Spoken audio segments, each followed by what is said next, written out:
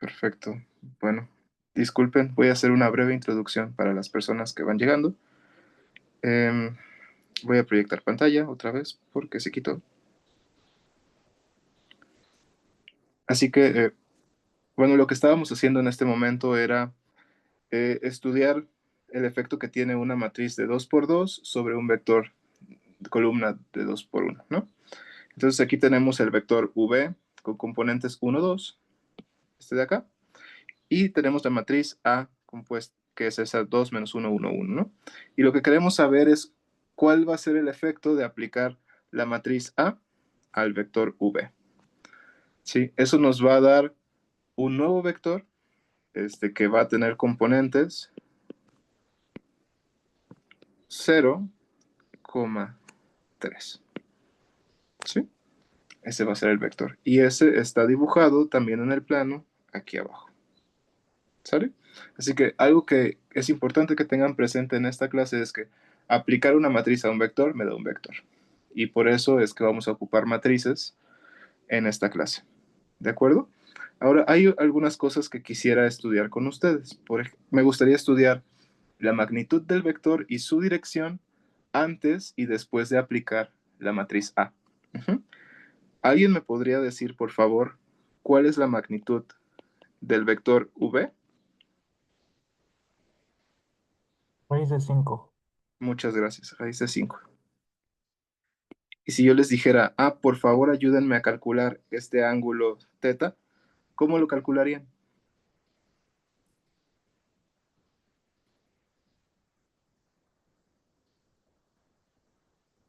Tangente de 2 entre 1. Perfecto, gracias. Así que el ángulo que caracteriza al estado v, al vector v, perdón, va a ser el ángulo teta que resuelva la ecuación tangente de teta igual a 2, que es como 60 y tantos grados. Ahora me interesa también conocer la magnitud del vector v', y ese cuál sería. ¿Alguien me podría decir, por favor? 3. 3. Muchas gracias. Y el ángulo que caracteriza a este vector, ¿cuál sería? 0 grados, ¿no? O 0. Entonces noten que si yo comparo, por ejemplo, las magnitudes entre el vector antes y después de calcular la matriz, pues estas cambiaron, porque raíz de 5 es como 2,20 y tantos, ¿no? Y si yo comparo el ángulo entre, entre el estado inicial y el final, pues también es diferente de 0, ¿no? Es decir, hubo un cambio de magnitud y hubo un cambio de dirección debido a aplicar la matriz A, ¿sale? Así que en general, cuando yo aplique una matriz a un vector, lo que le va a ocurrir al vector es que va a cambiar su dirección y va a cambiar su magnitud. ¿Hasta ahí todo claro? ¿Ninguna Sí, pregunta? Perfecto. Ahora, nosotros teniendo esta noción en mente, hay unas clases especiales de matrices y unas clases especiales de vectores asociados a las matrices que vamos a estudiar. Por ejemplo, si yo les digo, piensen en una matriz de 2 por 2, la que ustedes quieran. Y cuando yo le aplico una matriz a un vector y ese vector permanece en la misma línea en la que pertenecía, entonces se dice que V es un eigenvector o un autovector de A. ¿A qué me refiero con esto? Aquí hay una imagen más clara, ¿no? Aquí, por ejemplo, está el vector V, ¿no? Que aquí se los puse para que más o menos vieran cómo es, pero en realidad es este de aquí, el vector V, ¿sí? Y el vector V, cuando existe el vector V, yo voy a tener automáticamente una línea a la cual pertenece este vector V, ¿sí? Esa es la línea. Ahora, yo puedo aplicarle a este vector V una matriz, algo como esto, ¿no? Y esto me va a dar un nuevo vector, ¿sí? Pero si el nuevo vector termina en esta línea de acá, entonces eso significa que V es un autovector de A, ¿sí? Ahora, esa es la noción de eigenvector. pero también tenemos la noción de eigenvalor. ¿Qué es lo que nos dicen los eigenvalores? Lo que nos dicen es qué tanto se elonga o se acorta el vector y su sentido. Uh-huh. Así que yo tengo aquí al vector v, ¿no? Pero si este vector v es un eigenvector de la matriz con eigenvalor 2, eso lo que me quiere decir es que el sentido va a quedar igual, es decir, va a ir hacia esta dirección en la que apunta el vector v, pero la longitud del nuevo vector va a ser el doble de la original. ¿Sale? Y eso significa tener un eigenvalor 2. ¿Sí? Y noten que este nuevo eigenvector 2v sigue estando en la línea. Ay, bueno, perdón que no. Ahí está, ¿no? Sigue estando en la línea. ¿Qué pasa si ahora yo tengo un eigenvalor menos un tercio, por ejemplo? Ahora aquí lo nuevo es que aparece un signo menos, ¿no? Y ese signo menos lo que me indica es que voy a tener un cambio de sentido. En vez de ir en dirección del vector v, voy a ir en el sentido opuesto. Es decir, voy a ir hacia acá. ¿Sí? Y que tenga yo un número menor que 1, porque un tercio es menor que 1, es que la magnitud de ese vector se va a acortar. En este caso, tengo un tercio, así que la magnitud resultante del nuevo vector va a ser un tercio de la magnitud original.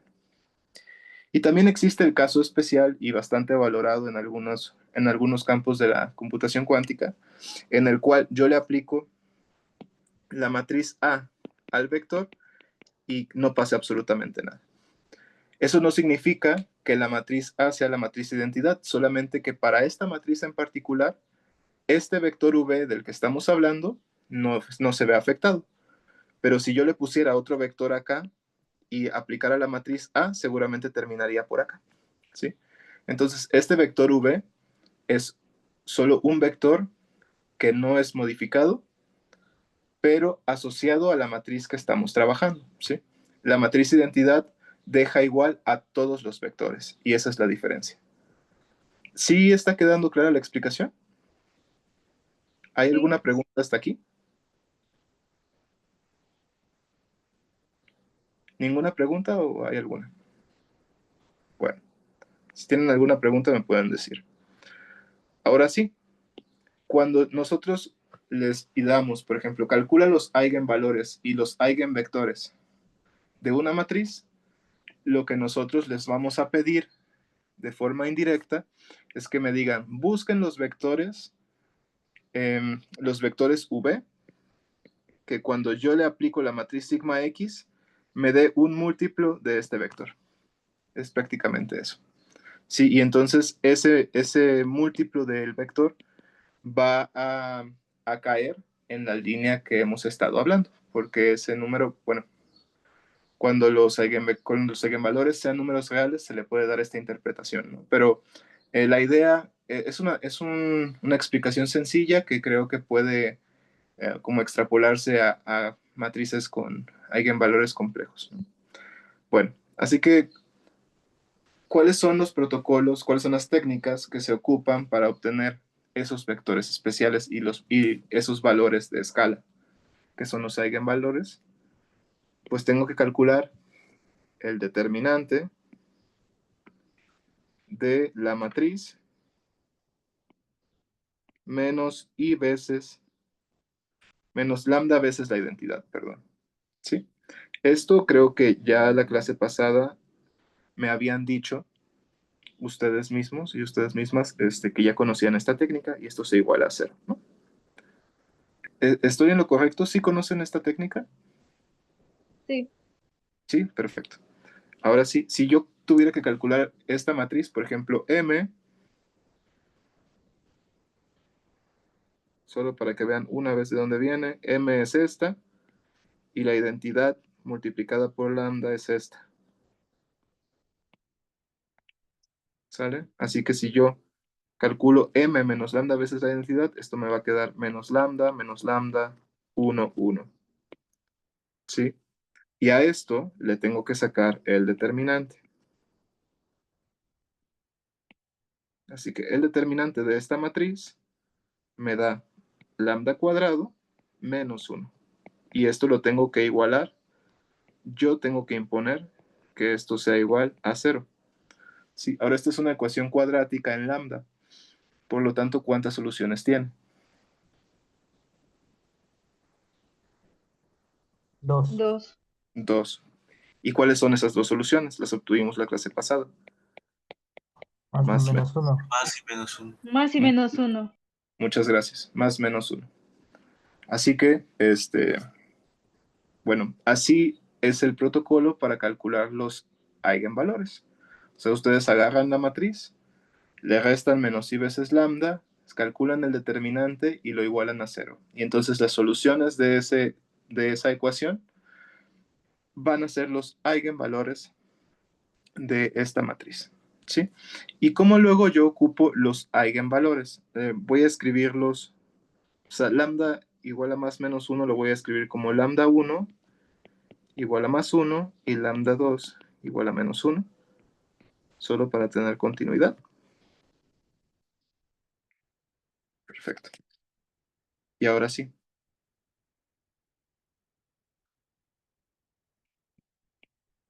Para obtener los eigenvectores,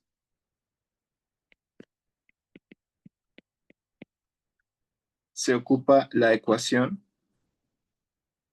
m aplicado al vector es igual al eigenvalor por v. ¿Sí? Entonces, ¿a qué me refiero yo con esta expresión? Aquí, por ejemplo, vi son los eigenvectores y el vi es el eigenvalor. Y la m es la matriz que estoy estudiando. Así que si yo quisiera, por ejemplo, calcular el eigenvector asociado a lambda igual a más 1, yo tendría que plantear la ecuación m v1 es igual a v1 por v1. Pero v1, bueno, aquí creo que vale la pena más que ponga v1. Entonces v1 vale 1, así que yo voy a tener algo de esta forma. 0, 1, 1, 0. Voy a llamarlo x1, y1. v1 vale 1 y voy a poner v1 también, otra vez. ¿Sale? Tengo esa ecuación matricial. Ahora tengo que aplicar la matriz al vector del lado izquierdo y esto me va a dar y1, x1 es igual a x1, y1. Sí. Y si se dan cuenta, yo puedo reescribir esta ecuación matricial como un sistema de ecuaciones, en el cual yo tengo y1 es igual a x1 y x1 es igual a y1. Noten cómo las dos ecuaciones me dan la misma información. ¿Y qué implicación tiene esto? Por ejemplo, si yo ya dije aquí en este paso, asumiendo esto, que v1 era x1, y1. ¿De acuerdo? Pero el sistema de ecuaciones me está diciendo que y1 es igual a x1. Así que yo aquí directamente puedo reemplazarlo y poner x1, x1. Y noten cómo x1 es factor común arriba y abajo, así que tengo x1, 1, 1. Y técnicamente eso es lo menos que yo necesito para que el vector v1 sea un eigenvector de la matriz M, que es esta de acá, ¿sí? Pero esto no es suficiente cuando nosotros trabajamos en cuántica porque en cuántica nosotros necesitamos que los vectores estén normalizados. Así que esta cantidad, para fines de la disciplina en la que nosotros estamos, vamos a asignarle un valor, aunque puede ser libre, ¿sí? Y aquí voy a poner para que V1 pueda ser un estado cuántico,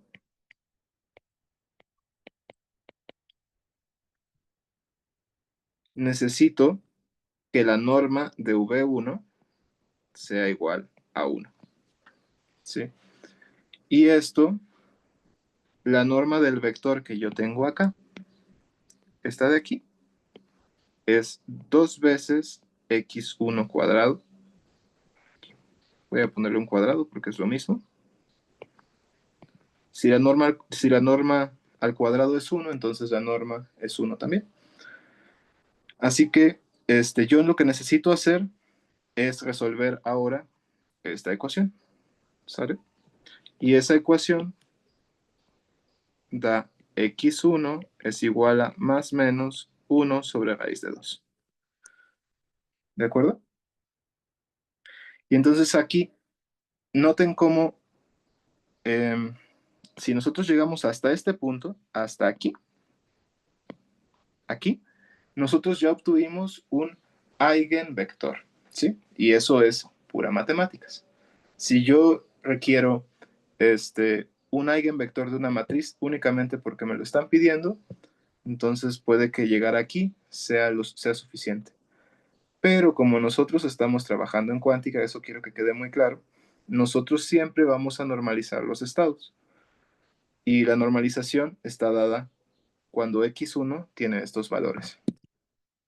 Noten que si yo meto x1 en el vector 1, esto me da más menos 1 sobre raíz de 2, 1, 1. ¿Sí? Y también me gustaría que noten esto de aquí. ¿Alguien me puede decir qué es? Lo vimos al final de la clase pasada. Es un número que está factorizado de todo el estado. ¿Qué es? Global. Una fase global. Muchas gracias. Es una fase global. Tanto el más como el menos son una fase global. Y las fases globales yo simplemente las puedo quitar porque no tienen ningún efecto en la física del problema, ¿sí? Así que yo simplemente puedo escoger el signo positivo porque más o menos son fases globales, ¿sí? Así que yo decido escoger el positivo para no andar acarreando signo, pero no tiene ningún efecto quitar el signo menos, ¿sale? Y entonces este es el eigenvector que nos va a servir para hacer computación cuántica, ¿no? En ocasiones, como los vectores están relacionados con los estados, a los vectores normalizados se les llama eigenestados, ¿sí? Y eso lo voy a poner aquí. Los vectores en cuántica son estados. Así que los eigenvectores se convierten en eigenestados. Y esto considero importante mencionarlo porque yo estoy acostumbrado a decirles eigenestados. Así que si me escuchan decirles mucho así, ya saben por qué es. ¿De acuerdo? Ok. Ahora, si ustedes quisieran calcular para el eigenvalor menos 1, porque todo esto solo fue para el eigenvalor más 1. Si ustedes lo quisieran calcular, lo que les daría es esto de acá. ¿Sabe? Noten que la única diferencia es un signo menos aquí abajo. Pero pues son estados diferentes, ¿no? Y eso si ustedes gustan lo pueden hacer como ejercicio en casa. Yo lo recomiendo, es bueno. Y ahora sí me gustaría como estudiar estos vectores en el plano y ver qué es lo que pasa, ¿no? Por ejemplo, el vector V1 tiene componentes 1 sobre raíz de 2 y 1 sobre raíz de 2. Y 1 sobre raíz de 2 es como 0.707. Así que esto es como 0.707 y también acá.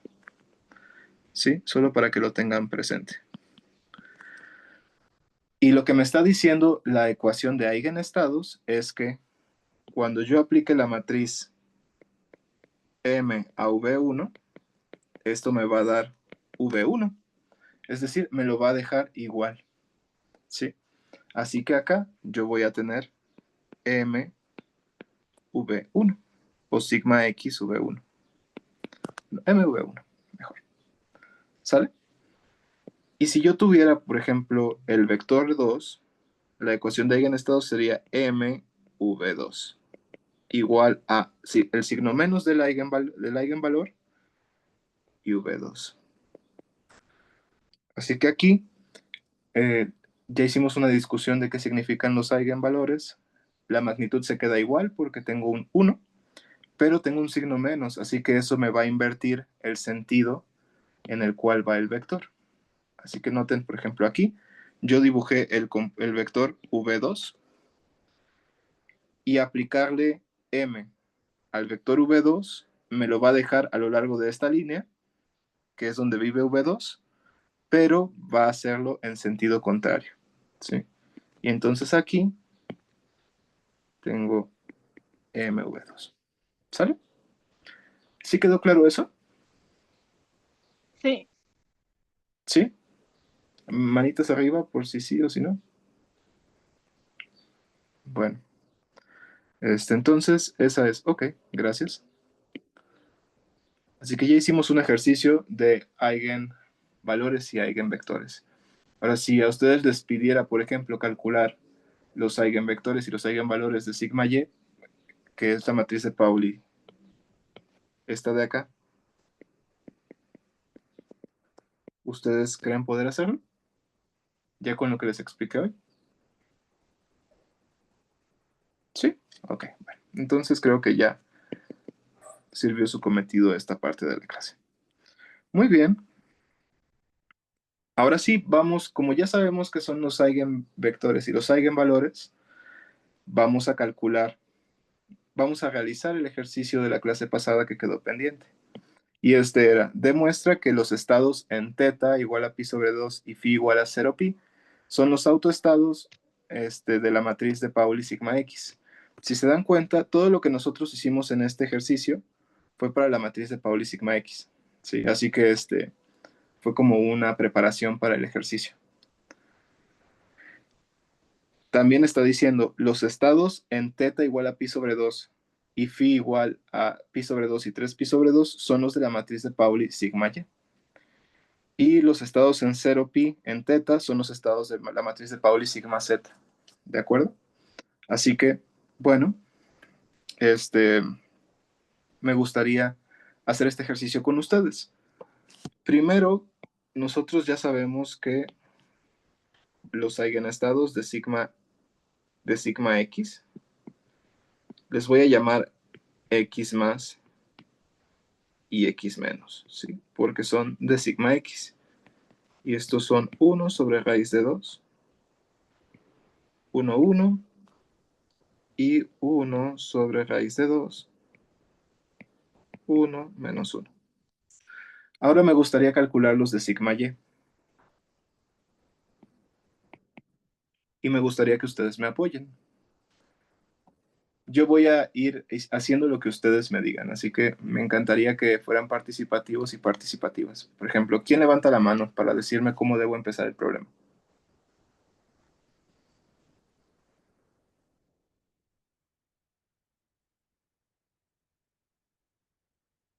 Ah, creo que no estoy viendo ninguna mano levantada. ¿Alguien levantó la mano? ¿No? Bueno, si no quieren participar también está bien, pero estaría padre que lo hicieran para que pues pudiéramos ir viendo también si ustedes están afianzando los conocimientos. Pero bueno, si quieren participar en algún momento, me dicen y voy a hacer el problema entonces, ¿sale?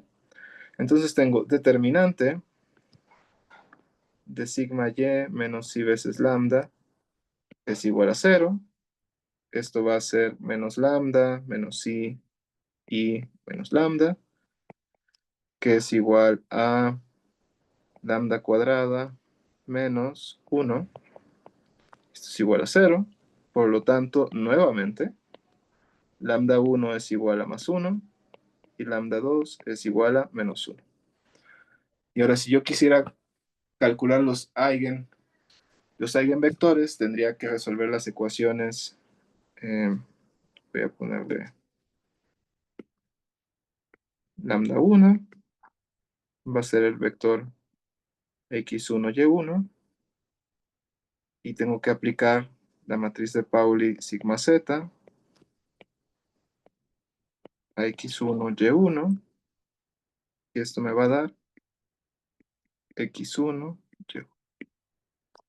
Por lo tanto, la ecuación, el sistema de ecuaciones que me va a quedar va a ser menos i y1 igual a x1 y, perdón, y x1 es igual a y1. Y noten cómo estos, si ustedes multiplican, por ejemplo, por i, toda esta ecuación de abajo les va a quedar, bueno, por menos i, para que dé 1. Esto les va a quedar menos i cuadrado, y aquí les va a quedar menos i y1, y menos i cuadrado es 1. Así que este sistema de ecuaciones, ambas ecuaciones les dan la misma información. ¿Sale? Y tengo que meterlo esto en el vector.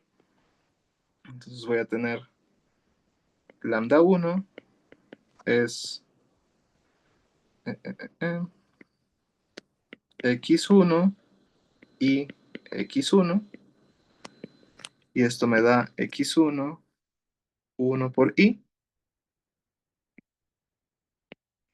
Y para que esté normalizado, tengo que ocupar 1 sobre raíz de 2. 1. ¿Sale? ¿Quedó claro este paso? Bueno, todo este procedimiento en realidad. Sí. Sí, muy bien. Y para lambda 2,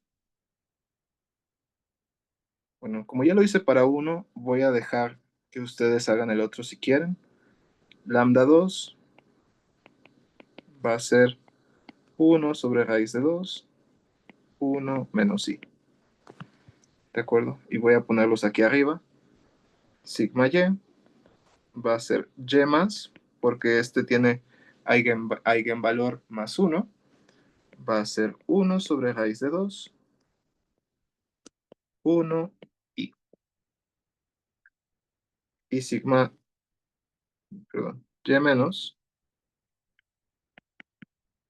va a ser 1 sobre raíz de 2, 1 menos i. Perfecto. Y solamente falta calcular los de sigma z. Para los de sigma z,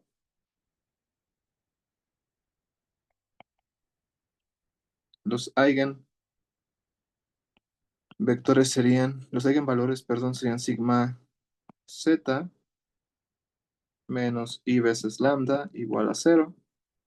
Así que esto me daría 1 menos lambda menos 1 menos lambda, 0, 0.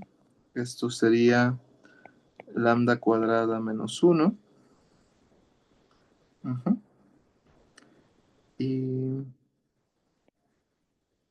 ¿sí? ¿Sí, lambda cuadrada menos 1? Sí, sí, profe. Dando cuadrado más uno. Perfecto. Sí, Dando cuadrado, ajá. muchas gracias. Y esto es igual a 0, ¿no? Pues sí, son binomios conjugados. Perfecto. Y esto nuevamente nos da lambda 1 igual a más 1 y lambda 2 igual a menos 1. ¿Sale? La diferencia entre los casos anteriores y este va a ser que yo voy a tener ahora lambda 1 va a ser x1, y1. Lambda 2 va a ser x2, y2. Y cuando yo aplique sigma z al vector 1,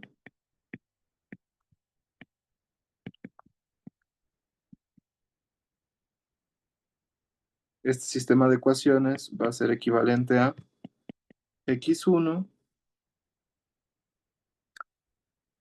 y1 Y esto va a ser igual a x1. Y y1 va a ser igual a... ¿No perdón, aquí sería las- menos y1? Ajá. exactamente. Menos y1 va a ser igual a y1. Y noten aquí que, ¿qué pasa? ¿Cuál es el único número que satisface esta ecuación? ¿El de, el ¿Cuál, de arriba perdón? o el de abajo? Ah, ¿No sería el de negativo. arriba? ¿El cero? El cero, Ah, ya, justamente. el cero, allá abajo, sí, sí. Sí, abajo, porque el único número que es igual a su negativo es el cero, ¿no? Así que esto automáticamente me pone que y1 sea igual a cero y que x valga lo que yo quiera, porque esto no me dice nada de información sobre x. Así que, habiendo obtenido esto, yo tengo que sustituir esto acá y me queda x1, 1, 0. ¿Sale? Y para que esto esté normalizado, x1 tiene que valer 1, ¿no? Así que, pues listo.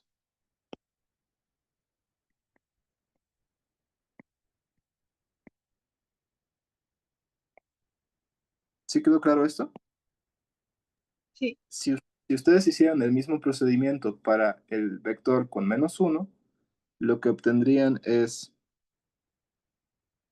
x2, 0, 1.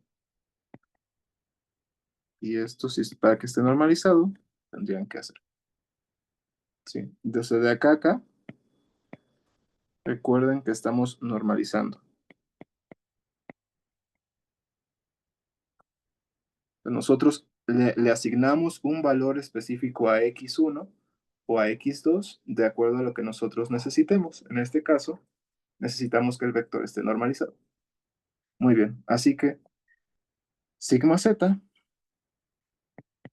tiene vector z positivo, va a ser 1, 0, z negativo va a ser 0, 1. ¿Sale? Y ya tenemos todos los vectores. Entonces, estas cantidades, estas cuentas, se las dejo para que ustedes las hagan. Y antes de demostrar lo que pide el ejercicio, también me gustaría escribir estos vectores en notación de Dirac para que también se vayan acostumbrando a eso. Entonces, esto va a ser 1 sobre raíz de 2, 0 más 1.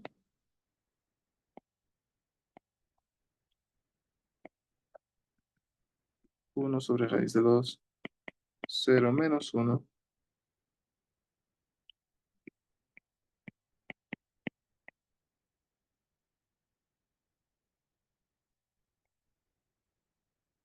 ¿Alguien me podría decir, con base en los coeficientes de los eigenvectores de sigma x y sigma y, dónde creen ustedes que esté en la esfera de Bloch? En Ahí el están. Ecuador. En el ecuador, exacto. ¿Por qué? Porque las probabilidades de medir 0 y de medir 1 en estos 4 estados es la misma. Así que nosotros debemos esperar que estos estados estén en alguna parte del ecuador. ¿Sí? Y eso es justamente lo que vamos a hacer. Así que, ahora sí, lo único que falta hacer es agarrar la expresión phi igual a coseno de teta sobre 2, 0 más e a la i phi seno de teta sobre 2, 1, ¿sí? Y tenemos que evaluar las combinaciones que vienen en el ejercicio, en las instrucciones. Por ejemplo, para teta igual a pi sobre 2, lo que ocurre es que coseno y seno valen 1 sobre raíz de 2, eso ya lo habíamos hecho antes, y el estado termina siendo 1 sobre raíz de 2, 0 más e a la i phi 1. ¿Sale? Entonces ese estado lo vamos a ocupar para diferentes ángulos. Por ejemplo, para phi igual a 0, este estado se convierte en 1 sobre raíz de 2, 0 más 1. ¿Sí? Y entonces este es este de acá. Entonces vamos bien, ¿no? Para phi igual a pi, esto se convierte en 0 menos 1. ¿Por qué? Porque recuerden que e a la i pi es menos 1. Y entonces aquí ya cumplimos con esta instrucción, con la primera instrucción. Ustedes, por favor, si son tan amables, hagan las otras sustituciones, las que son para sigma y y sigma z. En realidad ahorita ya no creo que sea un problema difícil. Para que ustedes se convenzan de que, o bueno, hagámoslo rápido, no nos vamos a tardar ni un minuto, porque vamos a ocupar esos estados más adelante. Para phi igual a pi sobre 2, entonces este estado se convierte en 1 sobre raíz de 2, 0 más e a la i pi sobre 2, 1. ¿Alguien me puede recordar cuánto es e a la i pi sobre 2? Sí. Y muchas gracias. Ahí está. Y entonces aquí se replica este de acá. Ahora, para phi igual a 3 pi sobre 2, que también es igual a pi sobre 2 más un desplazamiento en pi, esto se convierte en 1 sobre raíz de 2, 0 más e a la i pi sobre 2, e a la i pi, 1. ¿Están de acuerdo con ese paso? Sí, Sí. Solamente ocupé leyes de los exponentes, ¿no? Y noten cuánto es e a la i menos, pi sobre 2. menos 1. No sé. Esto es i y esto es Eso sí. menos 1, ¿no?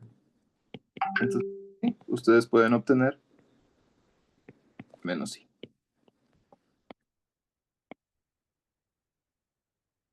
Y ya hicieron esta de acá, ¿sale? Y finalmente,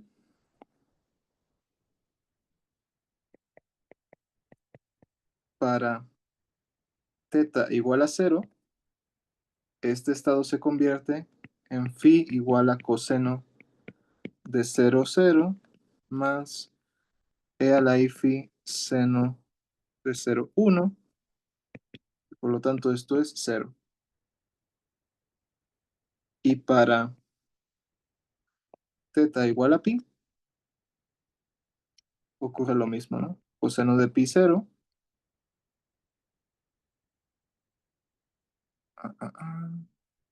más, ay, a ver,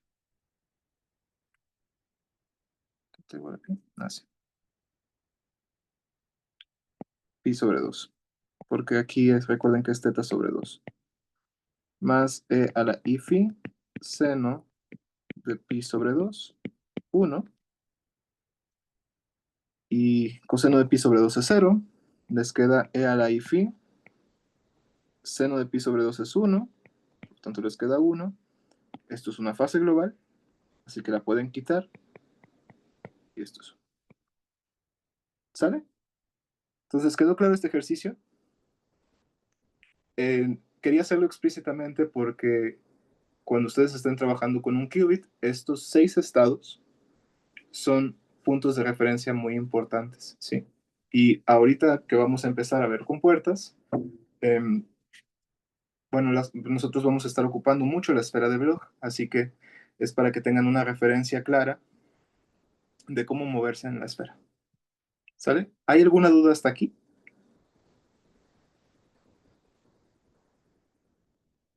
¿No? ¿Seguros, seguras? Bueno, pues si ese no es el caso, entonces se va a reflejar en este ejercicio de acá. El ejercicio reto que voy a proponer para esta semana es que ustedes me construyan esta matriz de acá, que es una combinación de matrices de Pauli, ¿sí? Ahora, noten que esta matriz de Pauli, yo la puedo escribir también de la forma n.sigma, ¿sí? Donde n es seno de teta, coseno de phi, seno de teta, seno de phi, coseno de teta, y que sigma sea sigma x, sigma y sigma z. ¿Sí? Si ustedes hacen el producto interno entre esos dos vectores, entonces obtienen lo que está acá. ¿Sale? Así que lo que a mí me interesa es que ustedes calculen de esta matriz, calculen sus eigenvalores y sus eigenvectores y me ayuden a saber cuáles son para empezar y luego si encuentran algo que ya hemos ocupado hasta el momento en el curso. Ese es el ejercicio reto. No creo que sea muy difícil, pero si ustedes consideran que está difícil, pueden sin ningún problema trabajar en equipo. Es una buena habilidad para ir desarrollando si quieren estar en la ciencia, así que adelante, ¿no? Y pues bueno, ese es el ejercicio reto. Entonces, sí queda, podrían levantarme el pulgar a través de un sticker si tienen la idea de cómo hacer este ejercicio.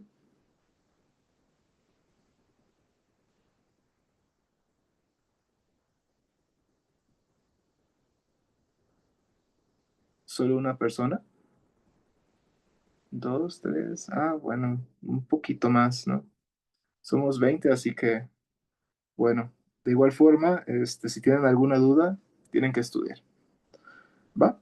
Así que, bueno, ahora sí, ese fue como el preámbulo de lo que les prometí la clase pasada, pero vamos a seguir estudiando matrices de 2 por 2, ¿sí? Y en especial, quiero hablarles de un tipo de matrices especiales, que son las matrices unitarias.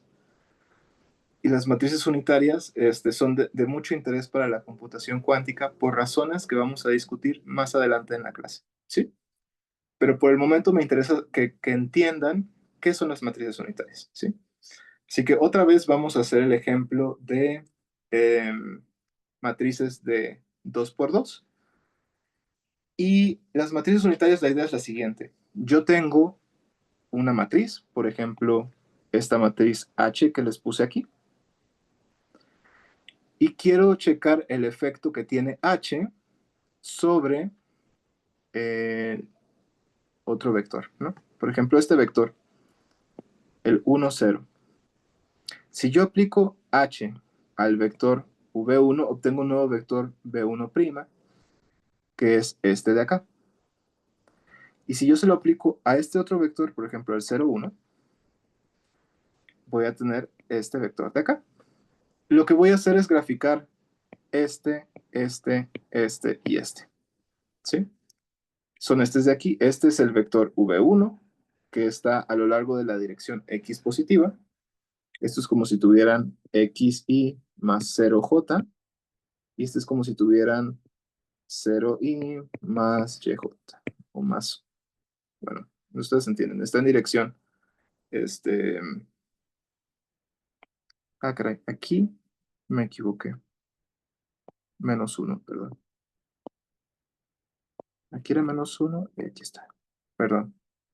Entonces noten cómo, si yo empiezo en estos vectores de acá, en este y en este, aplicar la matriz me lleva al estado de acá a acá y de acá a acá.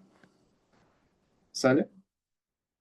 Eso es importante, pero si ustedes checan, por ejemplo, la magnitud de V1, vamos a checarlas acá. La magnitud de V1, ¿cuánto es? 1. Uno. Gracias. Gracias. 1. Y la magnitud de V1', También uno. también 1, También ¿no? es 1. De hecho, seguramente ya han reconocido la estructura de algunas cosas que ya hemos hecho en cuántica, ¿no? Pero bueno, noten cómo del inicio al final la magnitud del vector se queda igual, ¿sí? Y si ustedes calculan V2, vamos a checar que esto no sea algo exclusivo del vector V1, porque qué tal si es un eigenvector, ¿no? No, un eigenvector no, perdón. O sea, solo que sea, que mantenga la norma, perdón, con V1, pero que no lo pudiera mantener con otro vector. ¿Cuál es la norma del vector V2? Uno. 1. 1. ¿Y la norma de V2'? 1. 1. Entonces, si ustedes agarraran cualquier otro vector V, que fuera como X, Y, la norma de este vector sería X cuadrada más Y cuadrada. ¿Sale? Si ustedes le aplican H a V y obtienen un nuevo vector V', entonces lo interesante de esta matriz es que la magnitud de este vector va a seguir siendo X cuadrada más Y cuadrada. Sí, esto quiere decir que existen matrices que cuando yo les meto un vector con cierta magnitud, me van a llevar a otro vector con la misma magnitud.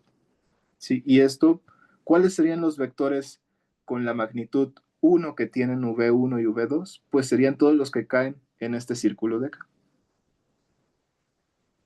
¿Sí? Porque recuerden que la magnitud es como la distancia del vector, la longitud del vector. Así que las operaciones unitarias lo que me hacen es que me llevan a otro vector de la misma magnitud. Y eso es algo que me gustaría que tuvieran muy presente. ¿Cómo puedo saber yo que una matriz es unitaria? Bueno, tengo que checar esta condición de aquí abajo. Cualquiera de estas dos, esta es la más sencilla. Esta, la primera. Pero ¿qué significa esto? Significa que si yo agarro, por ejemplo, la matriz transpuesta conjugada de H, que en este caso sería la misma, y multiplico H daga por H, esto me tiene que dar la identidad. ¿Sabe? Es tan sencillo como eso. Y lo interesante de esto es que la transpuesta es algo fácil de calcular, ¿no? Solamente transpongo y conjugo. Es la transpuesta conjugada. Y aquí hay algunos ejemplos para checar si las matrices son unitarias. Es lo que quiero hacer con ustedes a continuación. Por ejemplo, la matriz A dice, tengo 2 menos 1, 1 y. Así que la transpuesta conjugada sería 2, 1, menos 1, menos i. ¿Están de acuerdo? Sí. Sí. Ahora, A daga A va a ser 2, 1, menos 1, menos i, multiplicada por 2, menos 1, 1. ¿Alguien me podría decir, por favor, cuánto da esta matriz, no?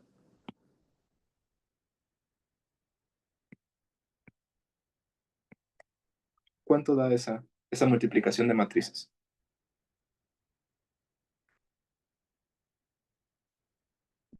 Esta es 5 menos 2 más i menos 2 menos i 1 menos i. y 1 menos i. Muchas gracias. Entonces, ¿esto es la identidad? ¿Es la identidad o no lo es?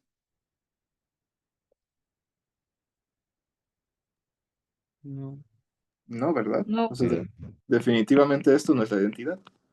Por lo tanto, la matriz A no es unitaria, ¿no? Y de hecho, yo les puse una matriz similar al comienzo de la clase. Nada más que le cambié para que tuviera números complejos, pero esta matriz es muy similar a la matriz que yo les puse ahorita y noten que cambia tanto dirección como magnitud. Así que, bueno, eso es lo que uno esperaría de una matriz que no sea unitaria. Vamos a ver los otros casos. Por ejemplo, la matriz B. La matriz B, su transpuesta conjugada, ¿cuál es? 1, 0, 0, e y a la fin. E a la teta. 1, 0, 0, ¿e a la qué, perdón? E a y e teta. ¿E a la i teta? ¿Están seguros que es la transpuesta Sí. conjugada? Recuerda, muchas gracias, Ah, compañero. menos y teta, menos y teta, menos y teta. Menos i teta, sí, muchas gracias. Ajá, sí, sí. Falta la conjugación, ¿no? Y si ustedes calculan B daga B, esto es 1, 0, 0 e a la menos i teta por 1, 0, 0 e a la i teta. ¿Cuánto da esta multiplicación de matrices? La identidad, Exactamente. Por lo tanto, ¿qué pueden decir de esta matriz? que es unitaria. ¿Qué es unitaria? Unitaria. Muy bien. Tan sencillo como eso. No hay mayor truco. ¿Sale? Ahora, hay un ejercicio que quiero hacer que es con esta matriz de acá. ¿Alguien reconoce esa matriz? Es la matriz de rotación. Es una matriz de rotación. ¿Me podría levantar la mano las personas que estén familiarizadas con las matrices de rotación? Ok. Perdón, dije levantar la mano. O sea, el pulgar o la mano está igual. Muy bien, gracias. O sea, varias personas. Me da mucho gusto escuchar eso. Así que vamos a ver si una matriz de rotación, por ejemplo, es una matriz unitaria. Sí, y esto sería coseno menos seno, seno, coseno. Vean que en la original el signo menos está acá. Lo pasé al elemento que está en la antidiagonal. Y tengo que multiplicar d daga d. Así que esto me va a dar esta matriz por esta matriz de acá. Y necesitamos hacer estos cálculos. Tenemos coseno cuadrado de teta más seno cuadrado de teta. En el otro tenemos seno por coseno por menos seno coseno. Aquí tenemos seno por coseno. Y en el otro también, pero con signo negativo. Y en el último tenemos seno cuadrado de teta más coseno. ¿Sí? Así que noten cómo los elementos de la antidiagonal se van a cero. Se elimina. ¿Sí? Y los elementos de la diagonal, ¿cuánto valen? 1. 1, ¿no? Por la propiedad trigonométrica fundamental. Así que vean, la matriz de rotación es una matriz unitaria, ¿no? O sea, en general, las rotaciones son procesos que mantienen las magnitudes constantes. Si ustedes agarran, por ejemplo, este lapicito y lo giran con respecto a este punto, la rotación no es un proceso que involucre cambio de magnitud, solo es un proceso que involucra cambio de dirección. Es por eso que todas las rotaciones, todas, son unitarias. ¿Sale? ¿Quedó claro eso? Muy bien, gracias. Ahora sí, vamos, son las 6:04, vamos bien de tiempo. Ahora sí, vamos a muchas matrices de 2 por 2 el día de hoy, pero son por un motivo. El día de hoy vamos a empezar a ver circuitos cuánticos. ¿Sí? Ahora, los circuitos cuánticos son un concepto que se importa de la computación clásica, en el cual ustedes representan el cambio de la manipulación de la información a través de un circuito que tiene un estado inicial que es este que está acá. Le aplican una serie de operaciones, que a esto se le llama un circuito, y tienen al final un nuevo estado, que es el estado final. ¿Sale? Esas son como las etapas del circuito. Ahora, en el estado inicial, es importante tener presente cuántos bits o qubits necesitamos para ejecutar una tarea. Aquí, por ejemplo, yo les puse un circuito de 3 qubits. Y cada qubit tiene su propia línea. ¿Sí? Estas 3 líneas, esta línea lo que me está representando es lo que yo voy a hacerle al qubit 1. Y así para cada uno de los qubits. Estas líneas se llaman canales, ¿sí? Y entonces yo, cuando quiera modificar a un qubit, voy a tener que poner algo en ese canal. Por ejemplo, aquí yo puse una cajita que, bueno, ahí ya pueden ver que es una compuerta, ¿no? Ahorita voy a hablarles de qué es una compuerta, pero el chiste es que si yo quiero modificar al qubit 1, yo tengo que poner una cajita en el canal 1. Si quiero modificar al qubit 2, pues hago lo correspondiente en su canal, ¿no? En el canal 2. Existen compuertas que van a necesitar más de un qubit a la vez. Y entonces yo tengo que dibujarlas como que toquen a los 2 canales. Como esta de aquí. Esa es una C-Note. Esa la van a ver con Freddy. ¿Sale? Pero ese es como el protocolo. Yo tengo un estado inicial de qubits que van a tener información codificada. Luego yo voy a modificar la información que tienen esos qubits con compuertas. Y eso me va a cambiar la información en un estado final.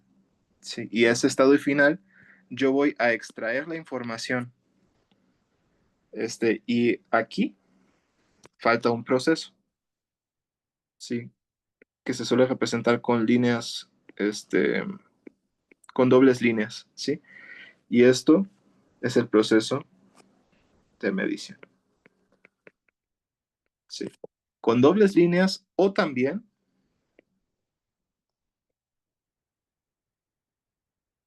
con una cajita que tiene algo como una palanca adentro. ¿Sí? Entonces, una vez que yo tengo el estado final, necesito extraer la información de ese estado para utilizarlo o para saber el resultado de mi algoritmo. ¿Sí? Y es justamente en el proceso de medición donde luego suele haber problemas. ¿Sí? De hecho, hay muchos tipos de problemas para poder implementar un circuito. Puede ser que el sistema físico en el que yo esté trabajando pierda muy rápido sus propiedades. Entonces, si este circuito tiene muchas compuertas, puede que las propiedades se pierdan lo suficientemente rápido para que yo pueda aprovechar las propiedades que me interesan. Y también, cuando ustedes extraen la información del estado final, necesito hacerlo de una forma que necesito elaborar una estrategia inteligente para extraer la información que necesito, ¿sí? Y no eliminar la que todavía tengo que utilizar. Eso solo se los menciono, pero lo van a ver más adelante, ¿sí? Long story short, eso es lo que... Este es un circuito cuántico, ¿sí?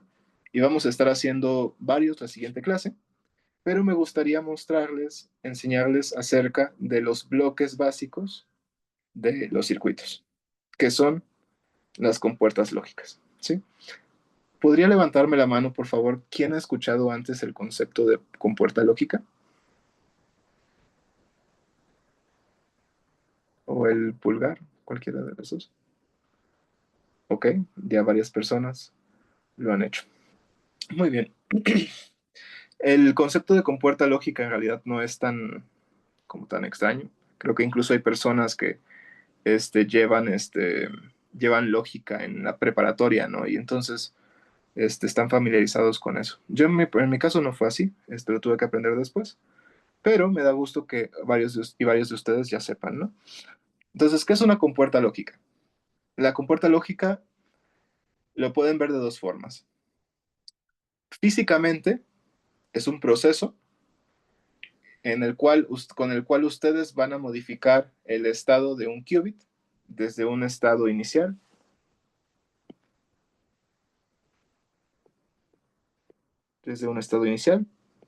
a un estado final. Eso es físicamente. Y entonces, como la información está codificada tanto al inicio como al final, como va a cambiar, entonces yo espero ahí haber hecho algo, ¿no? O sea, haber ejecutado una tarea o solamente haber hecho un pequeño paso hacia algo de ese estilo, pero en general es cambiar el estado de un estado inicial a un estado final. Sí, y eso, y dependiendo de la plataforma en la que yo esté trabajando, pues es como se ve el proceso, ¿no? Pero la forma en la que nosotros lo vamos a estar estudiando es solamente como algo lógico, ¿no? Es un elemento de un circuito en el cual yo voy a tener varias señales de entrada, que son estas de acá. Yo voy a ejecutar la compuerta y me va a dar señales de salida. Aquí les traigo unos ejemplos de compuertas lógicas clásicas. La YES, la NOT, la AND, OR, NAND, NOR, XOR, XNOR, Exclusive NOR, como ustedes le quieran llamar. Pero estas compuertas lógicas están caracterizadas por su tabla de verdad. La tabla de verdad tiene codificado cómo es que esta compuerta actúa de acuerdo a los diferentes inputs que pueda recibir. La compuerta YES, por ejemplo, la compuerta YES lo que hace es decirme sí siempre. O sea, siempre me lleva, siempre me da por mi lado, ¿no? Si yo le digo a la YES 0, la YES me dice 0. Y si yo le digo a la YES 1, pues me dice 1, ¿sí? Prácticamente no hace nada o hace lo mismo que yo le digo, como ustedes lo quieran tomar. Pero la compuerta NOT, esa sí siempre me lleva a la contraria. O sea, si yo le digo 0 o le doy 0, me da 1. Y si le doy 1, me da 0, ¿no? Estos son dos ejemplos de compuertas de un bit, ¿sí? Pero existen compuertas de más de un bit. Por ejemplo, la compuerta AND. La compuerta AND me recibe dos argumentos, x1 y x2, y me genera un solo argumento de salida que le voy a llamar y. ¿Sale? ¿Y qué es lo que hace la compuerta AND? La compuerta AND me va a regresar un 1 siempre y cuando yo tenga los dos bits en 1. Y en todos los demás casos me va a regresar 0. ¿Sale? Es como si tuvieran foquitos y los dos foquitos estuvieran prendidos. Solo en ese caso la AND me regresa 1. ¿Vale? Así que aquí tengo 0, 0. Entonces esto me da 0. 0, 1, 0. 1, 0, 0. Y el último caso, que es cuando los dos están activados, es 1. ¿Sale? Y esta es la tabla de verdad de la compuerta AND. La exclusive OR. Entonces, para entender la exclusive OR, tengo que entender la compuerta OR. Sí. ¿Qué es lo que hace la compuerta OR? Me da 0 si tengo 0, 0, y me da 1 si tengo 0, 1, 1, 0 y 1, 1. ¿Sale? Esa es la compuerta OR original. Ahora, ¿qué significa exclusive? Sí, lo que significa exclusive es que yo le voy a quitar la opción en la que están los dos. ¿Sí? Eso significa XOR. Recuerden, OR, XOR. Y exclusivo significa que solamente uno de los dos puede estar activado. ¿Vale? Y aquí también iría 1, 1. Muy bien, entonces la tabla de verdad aquí sería 0, 1, 1 y 0. ¿Todo bien hasta aquí? Sí. Sí, gracias por responder. Ok, entonces así es como funcionan las compuertas clásicas. Y la forma, por ejemplo, existen circuitos clásicos en los cuales ustedes pueden manipular la información y están compuestas generalmente de las compuertas que les estoy platicando. de estas de acá.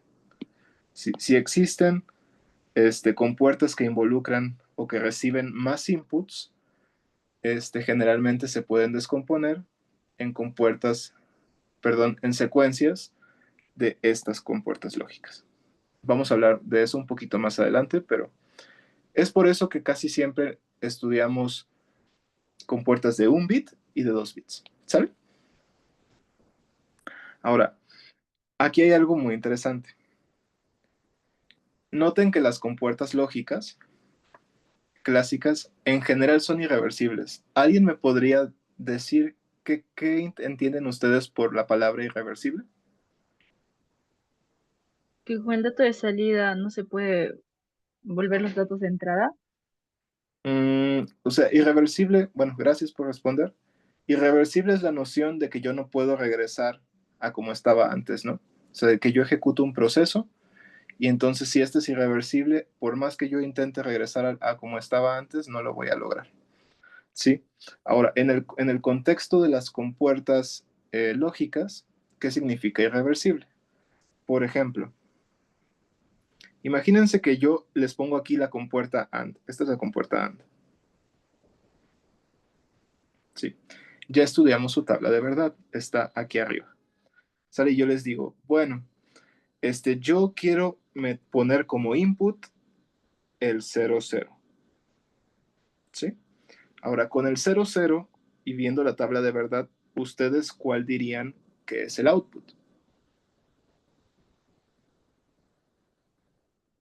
El 0. Gracias, Daniel. ¿Sí? Entonces aquí tendrían un 0. ¿Vale? Entonces yo estoy yendo en este sentido de input a output. ¿Sí? Estoy yendo de comienzo a final.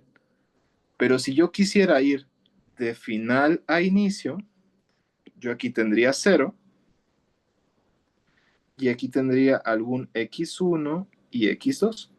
¿Ustedes serían capaces de decirme cuáles son los x1 y x2 asociados a este ser? No se puede saber con certeza. No se puede Cero. saber con certeza. O sea, es que yo lo que hice en este proceso, en ir de input a output, fue escoger dos de estos y decir, ah, mira, estos dos ceros me dan este cero. No, pero ahora el opuesto, ir de output a input, es decir, ah, mira, yo tengo cero, pero también tengo cero acá y tengo cero acá. ¿Sale? Entonces, como yo tengo cero en diferentes combinaciones de inputs, yo no puedo saber si yo metí 0, 0, 0, 1 o 1, 0. ¿Sí? Y aquí lo voy a poner. Puede ser 0, 0, 0, 1 o 1, 0. ¿Sí? Y como yo no tengo esa facultad para saber, para ir de output a input, entonces se dice que el proceso es irreversible. ¿Sale?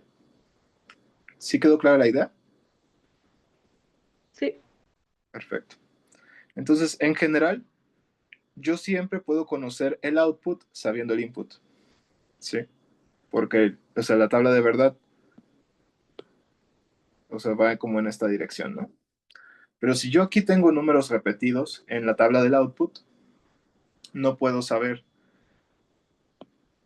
a cuál de estas tres corresponde. ¿Sí? Entonces, no siempre puedo conocer el input sabiendo el output. Y a eso se le llama irreversibilidad.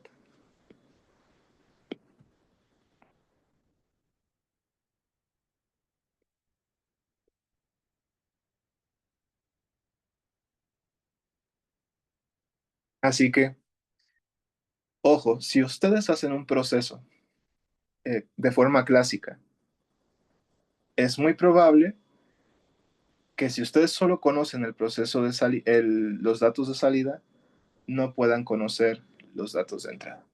¿Sí? Y esta noción de irreversibilidad es importante porque en computación cuántica es diferente. ¿Sale? Pero bueno, ¿quedó claro el concepto de irreversibilidad? sí. Sí, perfecto. Ahora vamos a hablar de otra otra situación interesante, que son los conjuntos de compuertas universales. ¿Quién había escuchado de los conjuntos de compuertas universales? ¿Alguien? ¿No? Bueno, los conjuntos de compuertas universales son grupos de compuertas con los cuales ustedes pueden generar a todas las compuertas que quieran y con la precisión que quieran. Aquí, por ejemplo, les puse tres ejemplos, ¿no? Aquí me gustaría utilizar como ejemplo a la NAND, ¿sí? ¿Qué significa que la NAND solita, porque está aquí entre corchetes, la NAND solita es un conjunto de compuertas universales? Lo que significa es que yo puedo generar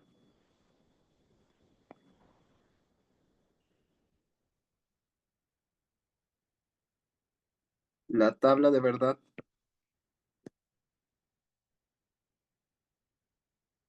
de la compuerta AND utilizando secuencias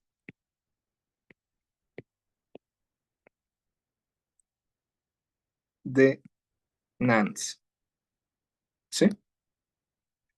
Y esto no nada más aplica con la AND, o sea, yo puedo ocupar la NAND para generar la AND,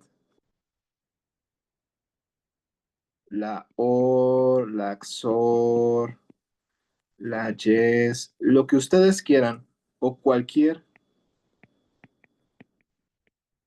compuerta. Y compuerta no solo de uno o de dos bits, puede ser de los bits que ustedes quieran. Así que si, por ejemplo, yo tuviera un circuito con 1 millón de bits, que eso no es nada raro hoy en día, yo podría descomponer todas las operaciones en ese circuito de 1000 en secuencias de NANDs, ¿sí? Aquí también, por ejemplo, tenemos al conjunto universal que es la NOR. Entonces aquí lo único que cambiaría sería de NORs, ¿sí? Obviamente si ocupo NORs no voy a tener la misma secuencia que tendría al ocupar NANDs, ¿no? Pero ambas me permiten generar cualquier compuerta que yo quiera. Si yo me enfocara, por ejemplo, en estos tres, perdón, en este conjunto con tres compuertas, entonces sería secuencias que combinen ANDs, ORs y NOTs. Así que ustedes tendrían como un circuito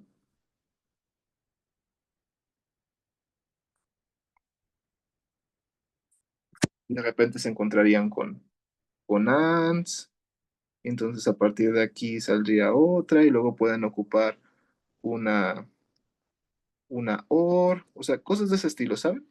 O sea, no sé si me estoy dando a entender. O sea, aquí no es tan fácil de dibujar porque los circuitos no son, los circuitos clásicos no son reversibles, pero yo voy a tener varios ANDs, así como varios ORs, y voy a tener una secuencia de estas compuertas, ¿no? Y entonces esta secuencia, me puede representar a mí una compuerta XOR, por ejemplo, o me puede representar una compuerta de 6 bits, o lo que yo necesito. ¿Quedó claro el concepto? Son como pequeños Sí, bloquecitos que me aseguran construir lo que yo quiera, ¿sí? ¿Y por qué es importante la noción de compuertas universales? Porque en un sistema, en especial en los sistemas cuánticos reales, yo no siempre voy a poder implementar las compuertas, todas las compuertas que yo necesite, ¿sí? O sea, tal vez pueda yo ingeniármelas para poder aplicar una, dos o tres compuertas. Pero si esas tres compuertas forman un conjunto universal, entonces yo tengo como garantizado que puedo generar cualquier algoritmo sin importar cuánto tiempo me tarde. ¿Sí?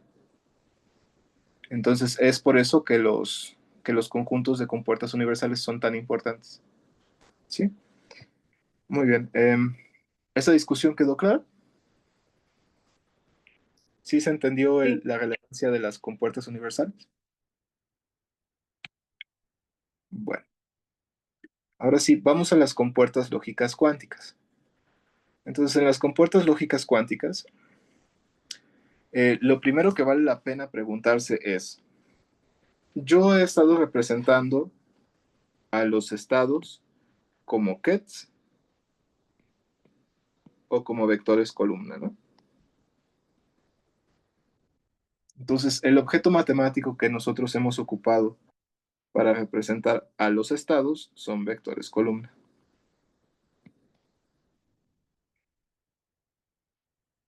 Y yo necesito ahora, bueno, creo que es astuto preguntarse, bueno, una compuerta lógica lo que me hace es ir de un estado final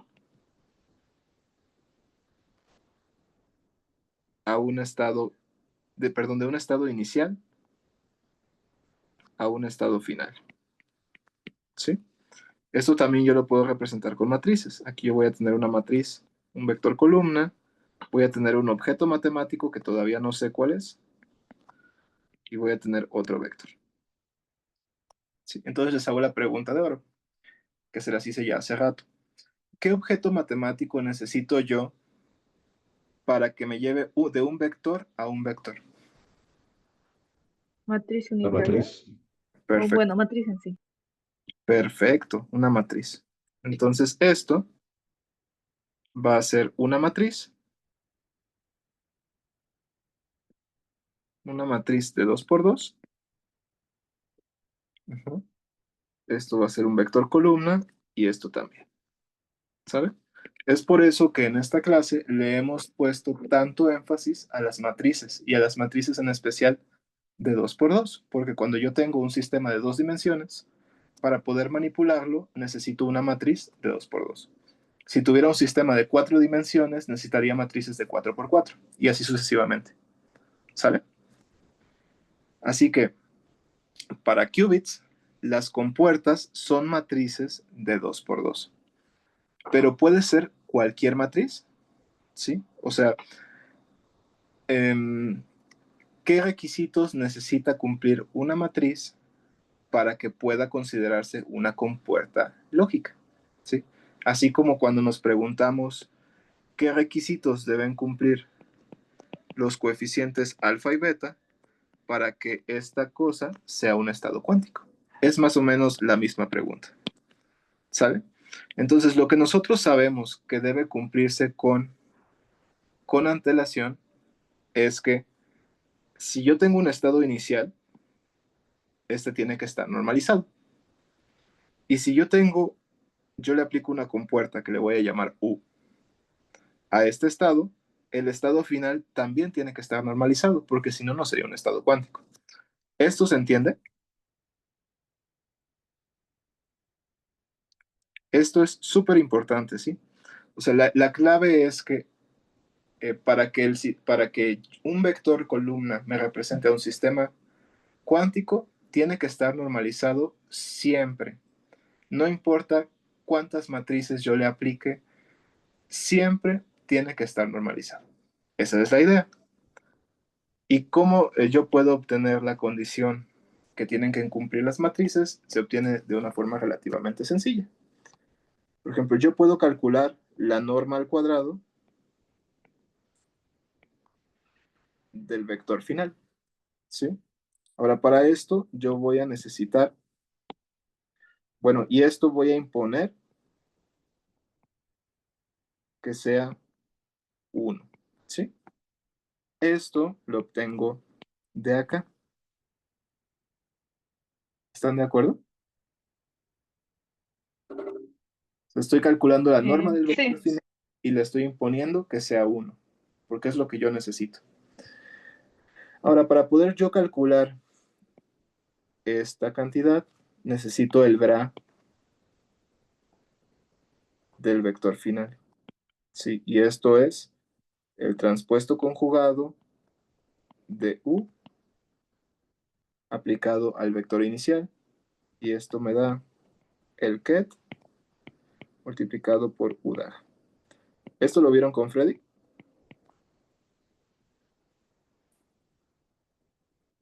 Sí. Ok, gracias por decir.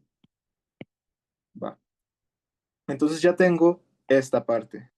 Y ahora tengo que multiplicarla por esta parte de acá. Esto me va a dar psi sub f en bra aplicado al ket.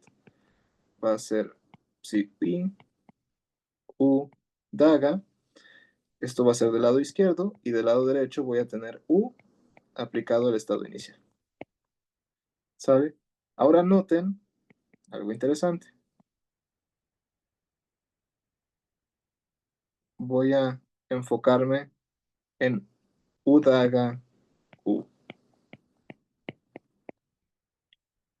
Y yo tengo que imponer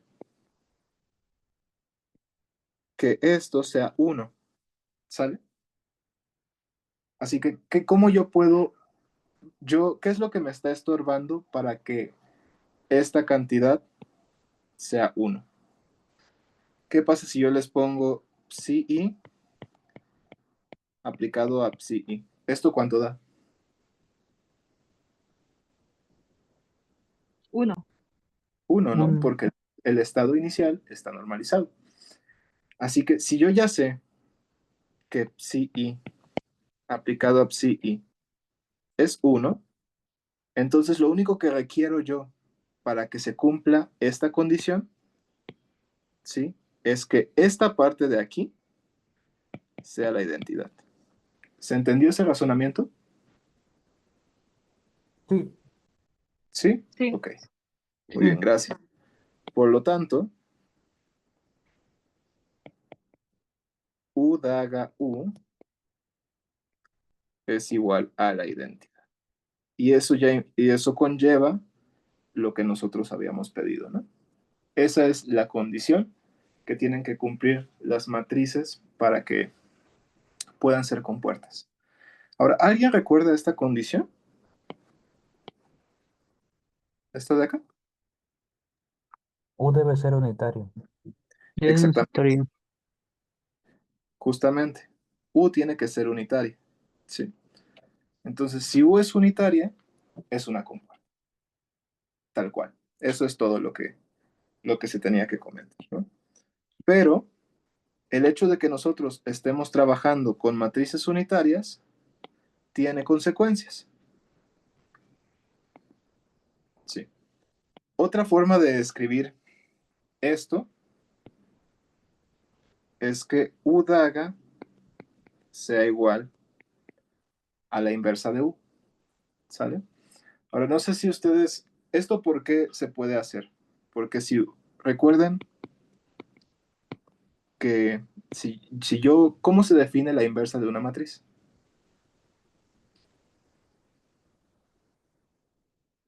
Por ejemplo, yo tengo una matriz U. ¿Cómo se define su inversa? Su inversa se define que esa matriz multiplicada por su inversa es igual a la identidad. Muchas gracias. Esa matriz multiplicada por su inversa se iguala a la identidad. Ahora, aquí, estas dos expresiones son válidas siempre, siempre.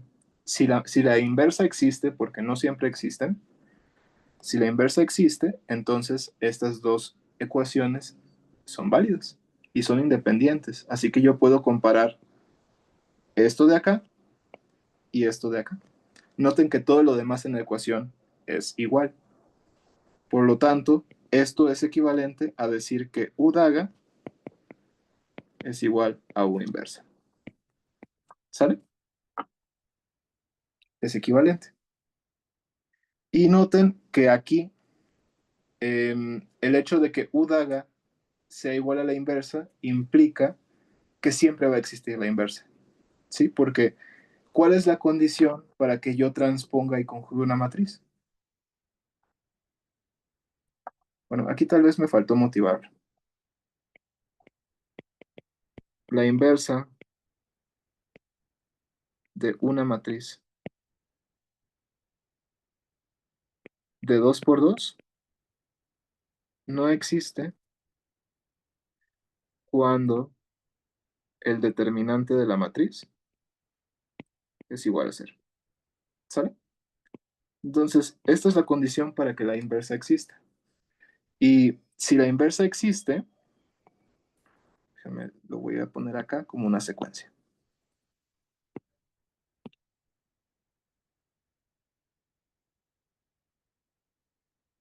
Ahí está.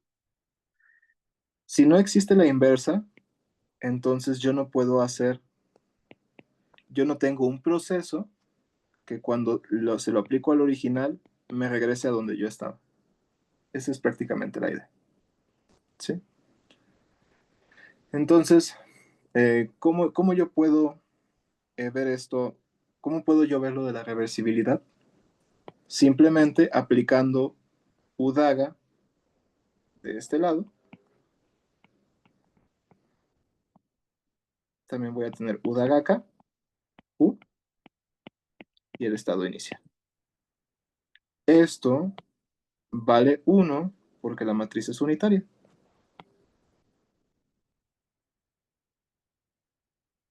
Por lo tanto,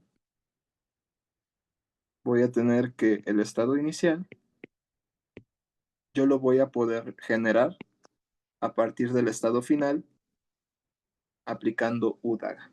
A eso es a lo que me refiero. ¿Ven? Entonces noten, aquí estoy yo yendo en dirección input a output. ¿Sí? Y aquí yo estoy yendo de dirección output a input. Y como UDAGA siempre existe, porque yo puedo transponer y conjugar cualquier matriz que yo quiera, entonces siempre voy a poder, yo siempre voy a tener procesos reversibles. ¿Sí? Eso quiere decir que si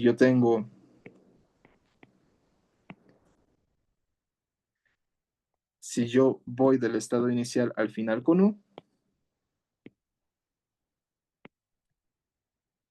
siempre voy a poder regresar al estado inicial con UDAGA.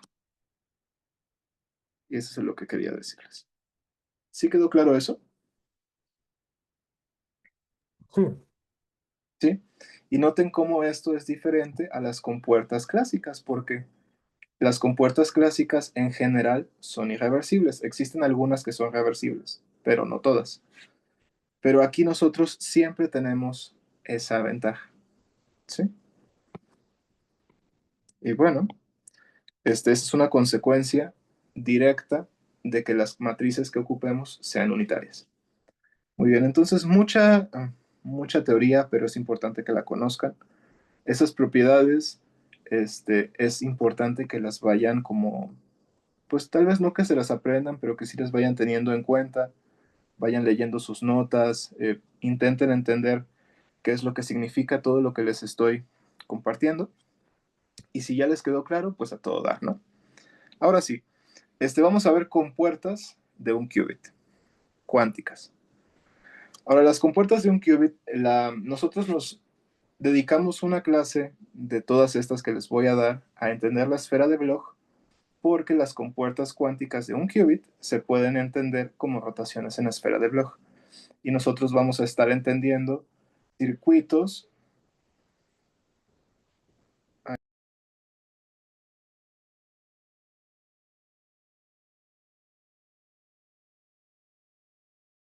Profe, se salió su pantalla.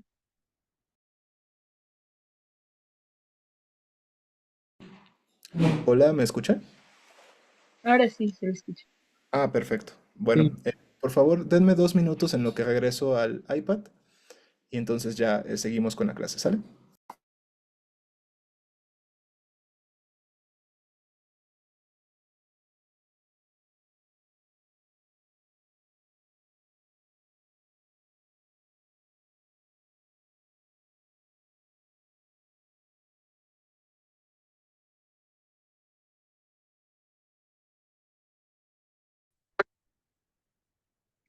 Perdón, ¿me escuchan ahora mejor? Sí, profe. Sí, gracias. Bueno, voy a proyectar pantalla y seguimos con la clase. Muy bien, entonces estábamos en las compuertas de un qubit. Disculpen la interrupción. La sincronización de Apple me jugó mal ahorita. Bueno, entonces tendremos rotaciones en la esfera de Bloch.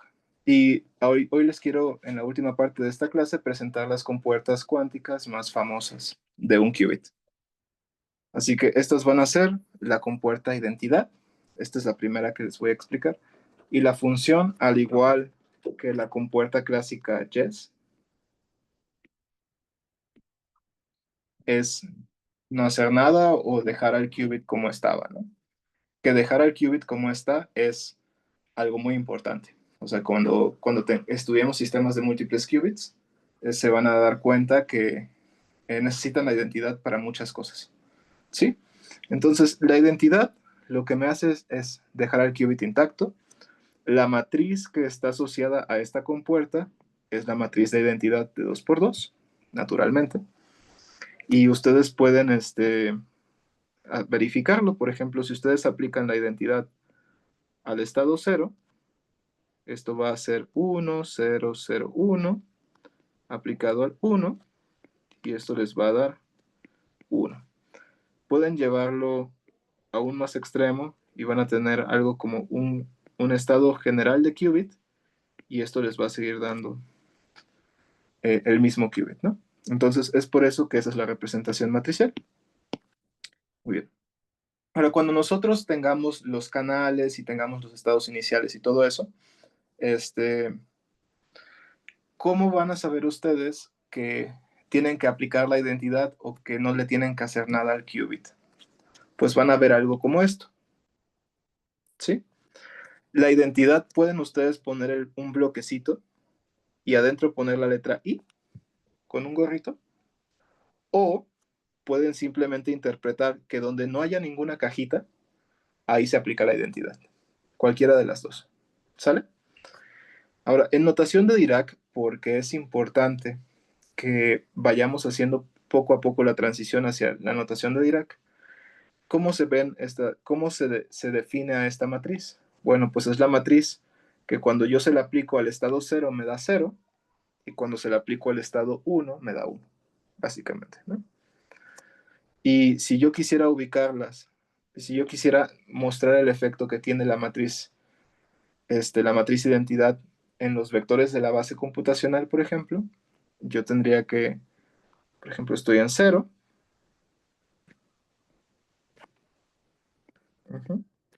Y al aplicar la matriz identidad, pues me voy a quedar también aquí, ¿no? Identidad aplicada a 0. Y si yo estoy en el estado 1, pues cuando yo aplique la identidad al 1, ahí me voy a quedar, ¿no? Entonces, en general las compuertas son rotaciones, pero esta, pues no me hizo nada, ¿no? Que era lo esperado.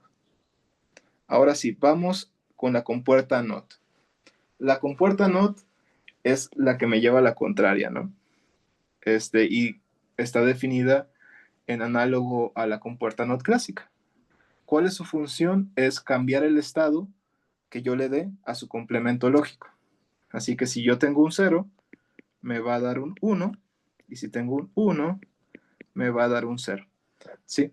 Como se suele definir en la base computacional, noten que aquí hay como un intercambio, ¿no? O sea, si yo tengo el 0, me lleva al 1 y el 1 me lleva al 0. Así que por eso también se le suele llamar bit flip, ¿sí? Si en algún momento ven ese término, pues sabrán que es la NOT. ¿Cómo saben que tienen que aplicar la NOT en un circuito? Pues encuentran este símbolo de acá. Es una cajita con una X adentro. Y como es una compuerta de un qubit, entonces la cajita solamente va a tocar un canal, ¿sí? Al igual que la compuerta de identidad y todas las compuertas que veremos hoy. Si ustedes tuvieran una compuerta de 2 qubits, tendrían algo como una cajita más grande y tendrían 2 de entrada y 2 de salida. ¿De acuerdo? ¿Todo bien hasta aquí? Sí, muy bien. La matriz que me genera ese fenómeno, o sea, como ese efecto, es la matriz de Pauli sigma X, ¿sí? Ustedes pueden comprobarlo. Si yo aplico sigma X al 0, esto me da 1. Y si se le aplico al 1, me da el 0. Y por eso, esa es la matriz que nosotros ocupamos para representar a la compuerta NOT.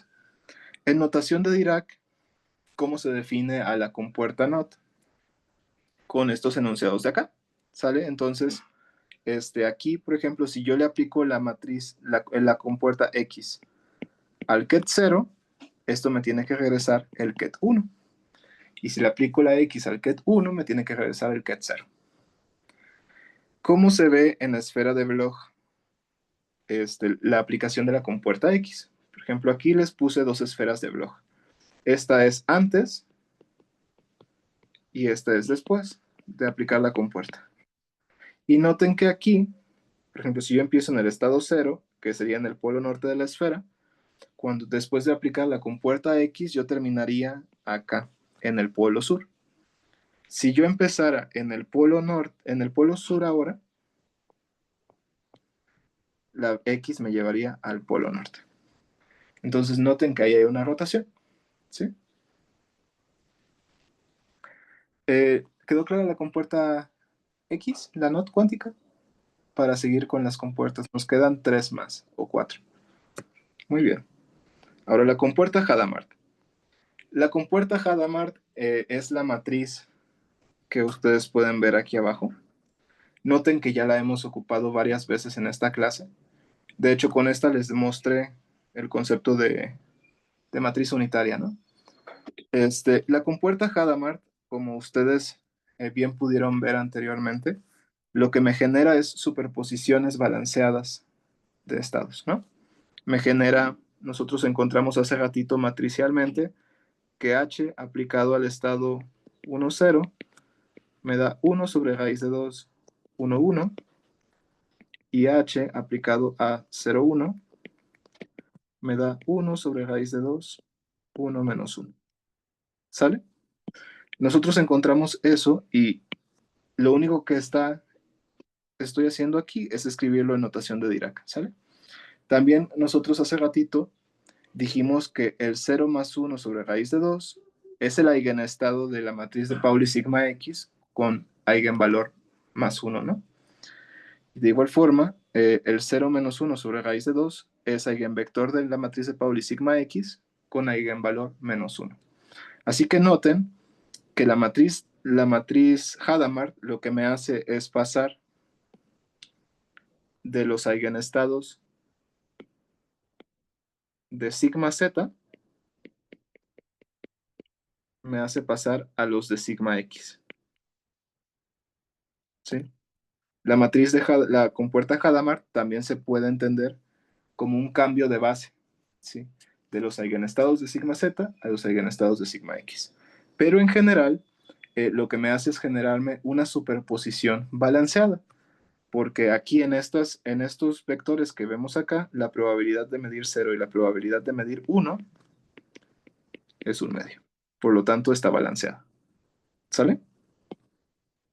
Ahora, matricialmente, ¿cómo se ve esto? Digo, matricialmente no. En la esfera de Bloch, si ustedes quisieran estudiarlo como rotaciones, entonces yo empezaría en el estado Z positivo, que es este de acá.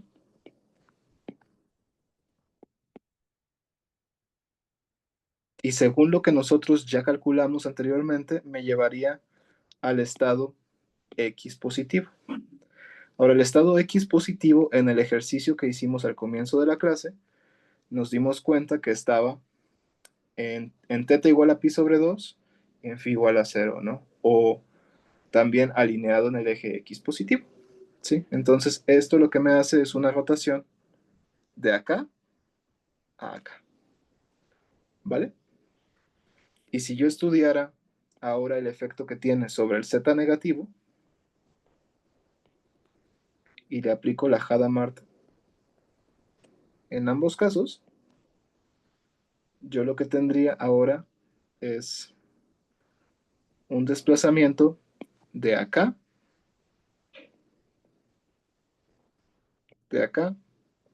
a acá.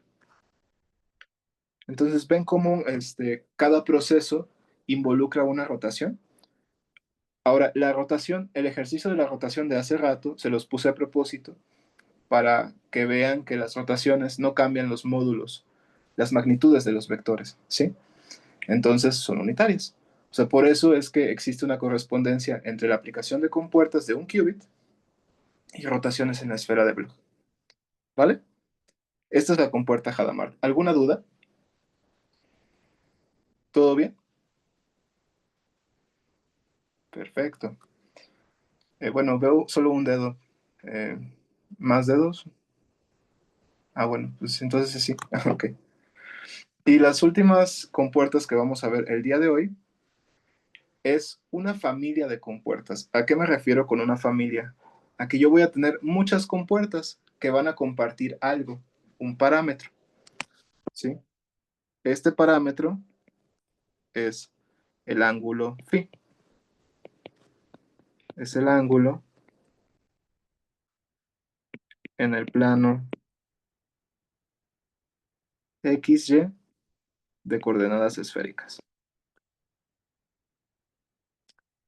Si recuerdan la clase pasada, cada punto de la esfera de Bloch, bueno, cada punto de la superficie de la esfera de Bloch se podía caracterizar por dos ángulos, el teta y el phi, ¿no?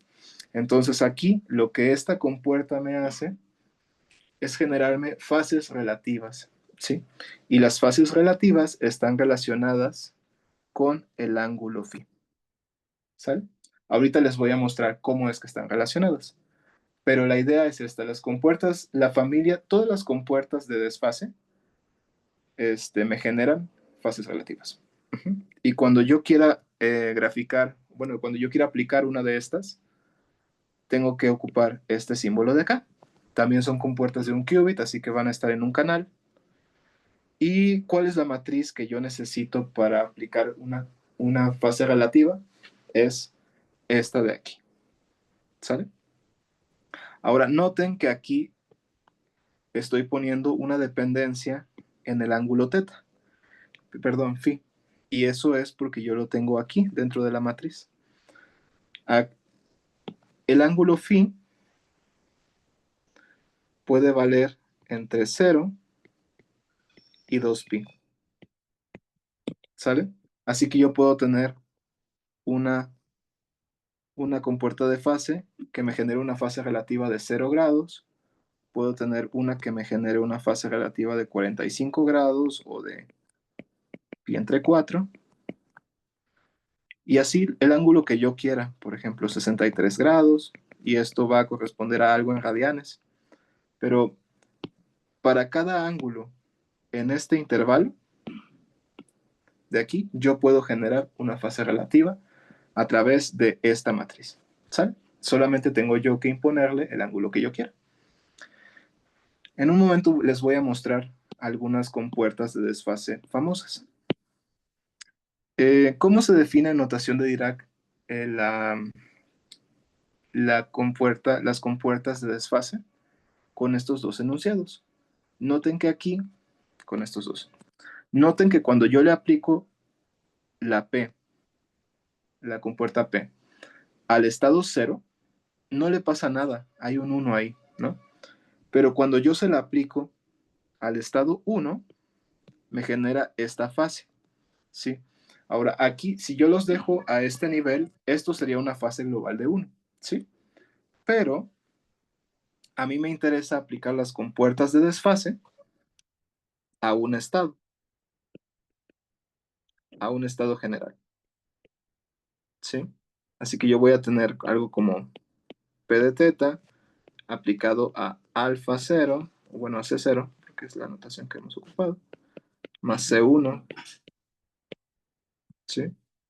Y esto va a ser igual a C0 por la compuerta aplicada a 0, más C1 por la compuerta aplicada a 1, ¿sí?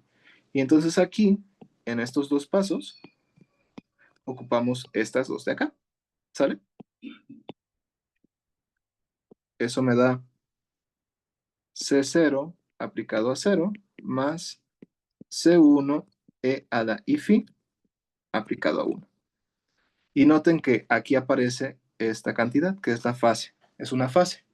Como no la puedo factorizar por completo, es una fase relativa. Así que las fases yo generalmente las voy a aplicar a estados de superposición porque es ahí donde adquieren valor cuando los aplico a estados normales que no tienen superposición, entonces no son fases globales y no me interesan, ¿no? ¿Cómo se ve aplicar una compuerta de desfase en la esfera de Bloch? Imagínense que yo tengo este estado, está acá, y está caracterizado por el ángulo phi y por el ángulo teta. En este caso, yo hice que teta fuera igual a pi sobre 2 para hacerlo en el plano XY, pero puede ser en cualquier otro plano paralelo al XY, ¿sale? Bueno, noten que si yo aplico una compuerta, aquí en vez de z le voy a poner p de phi prima, le voy a llamar phi prima para que no se traslape el número, bueno, la letra con la que ya ocupé aquí, ¿sale? Entonces, si yo hago una rotación en phi prima, yo aquí voy a tener el ángulo original, que es teta, y luego lo voy a rotar un ángulo adicional, que va a ser phi prima. Así que de acá, desde el eje X hasta el final del vector, yo voy a tener un ángulo phi más phi prima. ¿Sí? Eso es equivalente a hacer una rotación con respecto al eje Z, ¿sí? En un ángulo phi prima. Y esa es la interpretación geométrica que se les da a las compuertas de desfase. Ahora, este phi prima puede valer de 0 a 2 pi, lo que yo quiera. Puede ser 0 grados y que no me mueva, que me quede aquí. Puede ser 1 grado y que me mueva muy poquito, o lo que yo quiera. Incluso puede ser 90 grados y que termine con algo por acá, pi y que termine justo en el otro lado, o que sean casi 360 grados. Pero noten que el efecto va a hacer quedarme en el plano XY, porque mi estado está en el plano XY. Si yo tuviera un estado en otro plano, en un plano paralelo al XY, me seguiría quedando en ese plano. Ok, entonces ahora solamente para terminar, me gustaría mostrarles cómo es que me gustaría demostrarles por qué la compuerta actúa directamente sobre el ángulo phi. Y para esto, voy a considerar que el estado inicial va a ser coseno de teta sobre 2, 0 más e a la i phi seno de teta sobre 2, 1. Aquí lo que yo estoy diciendo es que mi estado inicial es un estado de qubit cualquiera en la superficie. Y noten que como este estado agarra el valor teta y phi, yo se los voy a poner como argumentos aquí. ¿Sale? Si yo tuviera aquí phi más pi, entonces aquí correspondería ponerle phi más pi. ¿Sale? Pero no es el caso. Yo tengo teta y phi. Así es como está definido este estado. Ahora, este es el estado inicial. Voy a aplicarle la compuerta P de phi prima. Y esto me va a dar el estado final, que va a ser P de phi prima aplicado al estado inicial. Y esto va a darme coseno de teta sobre 2, P de phi prima aplicado a 0,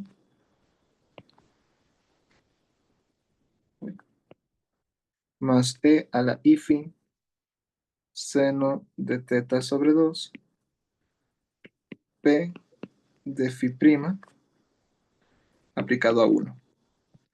Y ahora aquí tengo que ocupar, en estos sectores, tengo que ocupar estas definiciones. Así que esto me da coseno de teta sobre 2, 0. Y aquí voy a intentar como hacer un seguimiento con el color. Más e a la i phi seno de teta sobre 2 e a la I phi prima 1. Y esto me da esto de acá. ¿Sí se entendió ese paso? Pulgares arriba, por favor. Así es. ¿Sí se entendió? ¿Ok? Ahora puedo ocupar propiedades de los exponentes para juntar las dos exponenciales que tengo en el segundo término.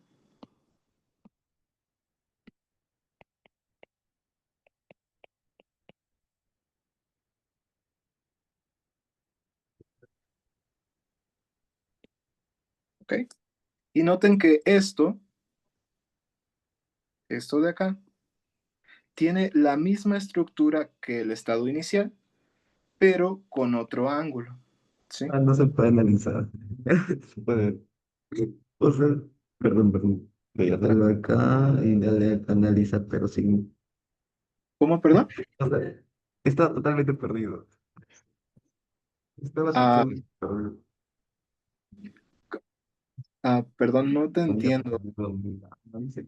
Sí, no, pero está.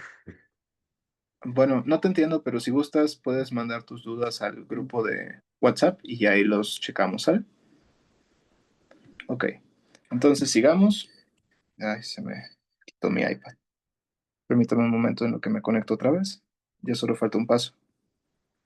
Y entonces noten que el estado inicial y el estado final tienen la misma forma, pero la diferencia es el ángulo que está acá. Ujú. Entonces aquí yo voy a tener el estado phi de teta de phi más phi prima. Ujú. Y entonces ahí es cuando yo puedo ver el movimiento, o sea, el efecto que tiene la compuerta, pero solo en el ángulo phi. Y es por eso que uno puede darle esta interpretación de acá. O sea, yo tengo phi acá, y luego le aumento phi prima, y tengo el nuevo vector, que es justo lo que pasa acá. ¿Sale? Entonces, bueno, solo para terminar, aquí hay unas famosas compuertas de desfase. De hecho, me faltó una muy importante. La cuarta es para phi prima igual a 0, y esta es la identidad. ¿Sí? Solamente para que puedan verlo directamente, recuerden que la compuerta de desfase es E a la I phi. Así que si yo le asigno diferentes valores a phi prima, como estos de acá, los meto aquí, entonces yo voy a tener diferentes matrices. Por ejemplo, E a la I pi me da -1. Así que esta es la entrada que está acá, -1. Y esa es la compuerta de Pauli. Bueno, esa es la compuerta Z, y se le llama compuerta Z porque esta es la matriz de Pauli sigma Z. ¿Sale? También está otra compuerta que se llama compuerta S, que se obtiene al sustituir phi prima igual a pi sobre 2. Recuerden que E a la I pi sobre 2 es igual a I. Entonces esto repercute acá. ¿Sí? Y esta matriz se llama la matriz S y tiene la interesante propiedad de que si ustedes calculan S cuadrado, eso les da igual a Z. ¿Sale? Entonces es como si la matriz S fuera la matriz raíz cuadrada de la matriz Z. Le voy a poner matriz S. Esto lo pueden verificar fácilmente solo calculando S cuadrado. También, si ustedes sustituyen aquí abajo phi prima igual a pi sobre 4, entonces obtienen la llamada matriz T. Y aquí no se suele simplificar, pero eso lo que me hace es generar una fase relativa de 45 grados. ¿Sí? Y también tiene una característica interesante, y es que si yo calculo T, bueno, T a la cuarta, eso me da z, y si calculo también t cuadrada, eso me da s. Ujú. Así es como están relacionadas estas compuertas. Y por último, la matriz de identidad, que se obtiene sustituyendo aquí 0. ¿Vale? Entonces, pues estos son algunos de los integrantes de la familia de compuertas de desfase. Y todas estas compuertas que les presenté en esta última parte de la clase son las que se ocupan para manipular qubits individualmente. ¿Sí? Entonces, este es el comienzo del lenguaje de los circuitos y en la siguiente clase vamos a resolver circuitos sencillos de un qubit. ¿Sale? ¿Tienen alguna duda antes de terminar la clase de hoy?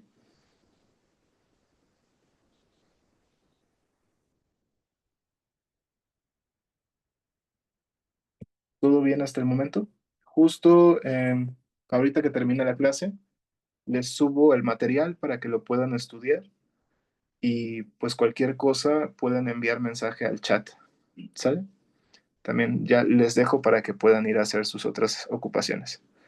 Disculpen que me haya tardado 6 minutos más, pero bueno, creo que valió la Oye, pena. profe, también el link de la asistencia. Ah, tienen razón. Gracias por decirlo. Permítame un momento. El link de asistencia es